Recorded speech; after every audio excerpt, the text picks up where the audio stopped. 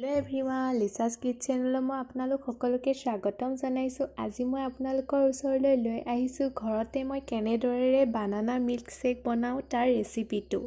তাৰ কাৰণে মই কি সামগ্ৰী ব্যৱহাৰ কৰোঁ আৰু কেনেদৰে বনাওঁ চাই লওঁ। মই মিল্ক শ্বেক বনাবলৈ 2টা কল, এয়া কাজু কেইটামান আৰু এয়া ইলাইচি থেতেলিয়াই লৈছোঁ আৰু 2 চামুচ এয়া চেনি আৰু এয়া মৌ এচামুচ লৈ ল'ম, এয়া আইচ কিউব আৰু এয়া মই 1 গিলাচ গাখীৰ লৈ লৈছোঁ। কলকেইটা মই মিক্সিত পিছাৰ সুবিধাৰ কাৰণে কাটি ল'লোঁ। এয়া 1 চামুচ মৌ,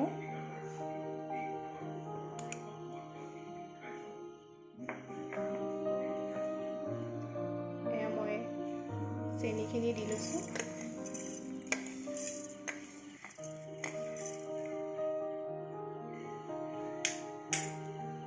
এয়া ইলাইচি 3টা, কাজুখিনি দি দিছোঁ আৰু অলপ গাখীৰ দি লৈছোঁ।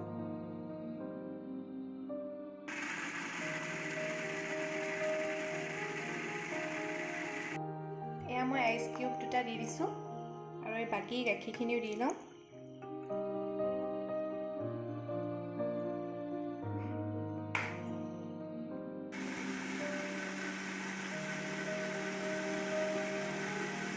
এতিয়া মোৰ বানানা শ্বেকখিনি মিক্সিত মাৰি হৈ গ'ল ভালদৰে।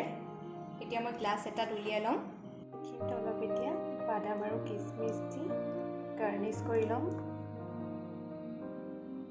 আপোনালোকেও এনেদৰে ঘৰত বনাই চাবচোন আৰু কেনেকুৱা লাগে মোক জনাব। যদি ভিডিঅ'টো চাই ভাল পালে লাইক কৰিব, শ্বেয়াৰ কৰিব আৰু মোৰ চেনেলটো ছাবস্ক্ৰাইব কৰি দিব। আকৌ এবাৰ লগ পাম এটা নতুন ৰেচিপিৰ সৈতে। ধন্যবাদ।